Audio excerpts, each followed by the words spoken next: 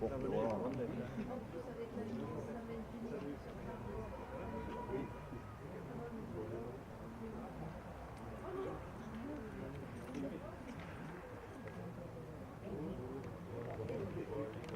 après, s'il le faut,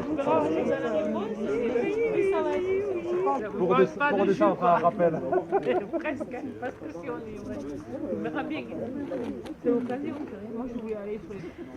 Donc jusqu'à le programme 2016, en façade, s'arrêtait à la cheminée qu'on aperçoit, la cheminée de la cuisine, la grosse cheminée. Ça, c'était le programme 2016 avec la tour des escaliers à l'arrière. Et là, en 2017, donc 16-17, il a été rénové cette partie, la partie ouest de la façade qu'on appelle donc depuis la cheminée jusque là où on est en face. Donc les travaux de consolidation de maçonnerie de la façade sont terminés là, à ce stade-là, sauf le petit angle là qui reste à gauche. Ça va être prochainement fait. Et il reste évidemment la réfection du porche en entier. Thérèse, vous me complétez ou reprenez, s'il vous plaît. Eh bien, moi, je peux vous faire imaginer à quoi il ressemblera lorsque nous aurons fini. Vous imaginez, on est un peu en biais, mais des fenêtres partout.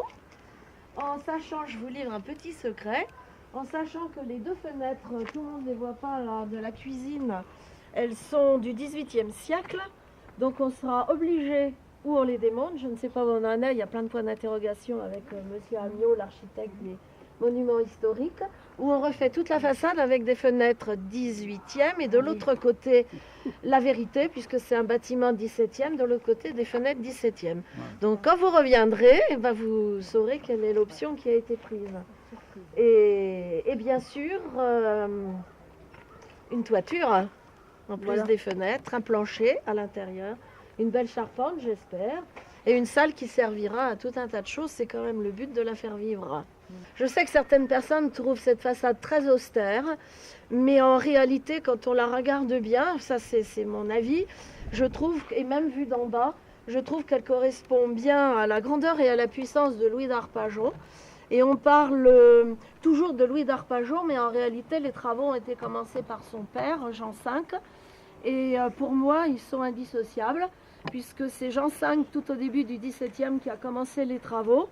Et il a fait cadeau, un beau cadeau, il a fait cadeau à son fils du château pour son mariage. Et à partir de ce moment-là, c'est Louis d'Arpajon qui a continué les travaux.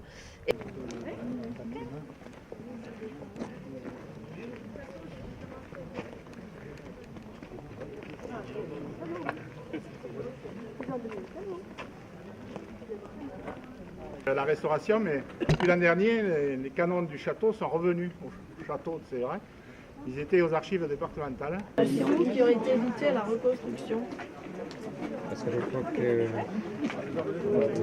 en 1200, 1300, avec le château de... D'abord, bonjour, bonsoir tout le monde, et merci d'être là ce soir pour marquer cette fin des travaux de deux tranches, en fait, qui sont la tour des escaliers et puis la façade ouest.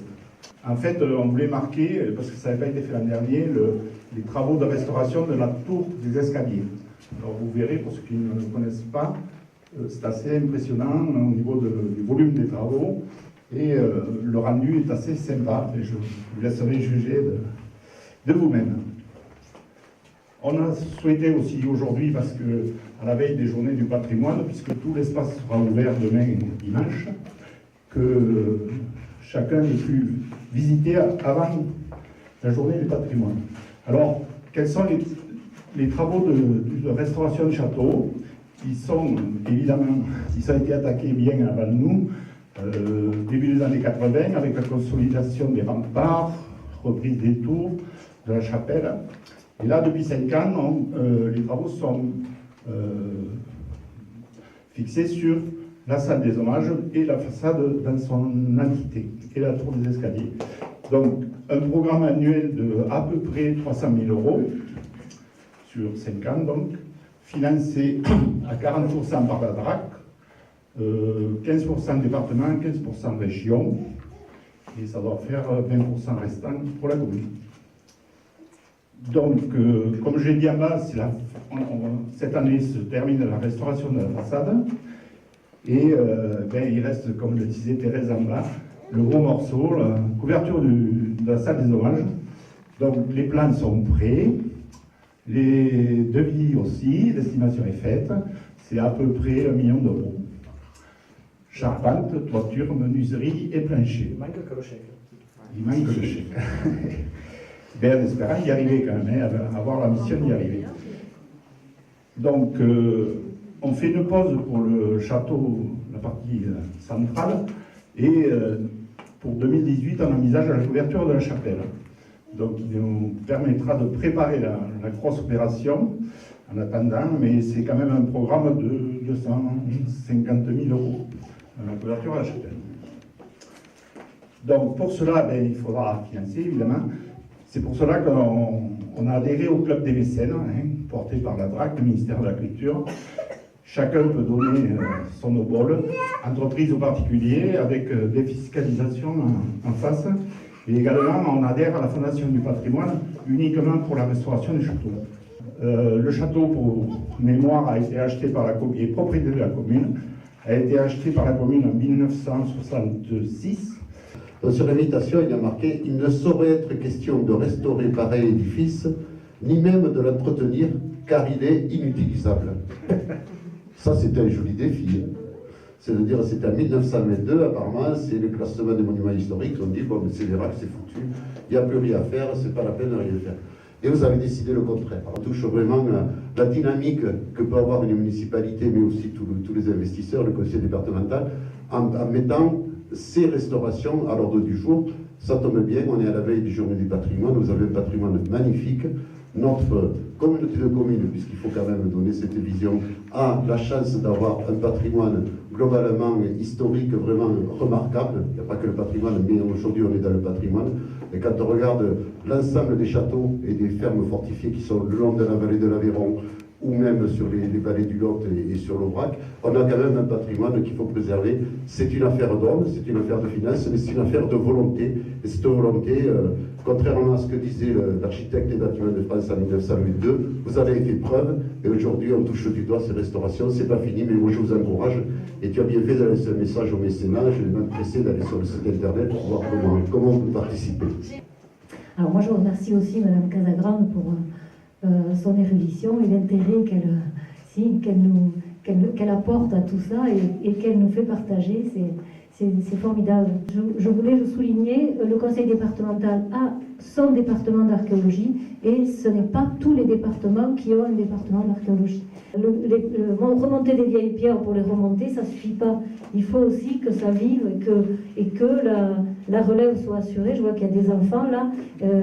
C'est ça aussi. Il faut leur faire partager cette passion que nous avons, qu'ont les Français pour leur patrimoine, puisqu'on voit que ces journées du patrimoine drainent de plus en plus de monde. On ne s'imagine pas qu'on a tous ces petits trésors qui sont par là cachés aux quatre coins de nos campagnes. Je voudrais juste dire une chose, dans l'Assemblée, il y a plusieurs membres de l'association des Amis du Château qui se sont quand même battus pendant des années pour que ce château soit restauré et vive, et ils sont quand même à l'origine de tout ce qu'il y a maintenant.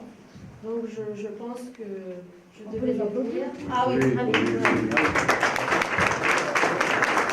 On a également dans la pièce un menuisier de talent qui fait beaucoup de choses. Il était aujourd'hui au moulin de la couverture.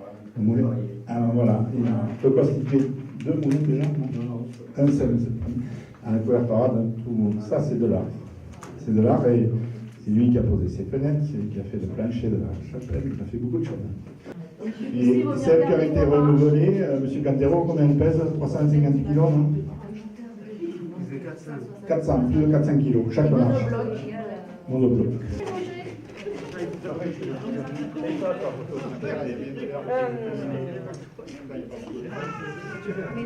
Resserrez-vous parce que ça prenne l'espace. Merci.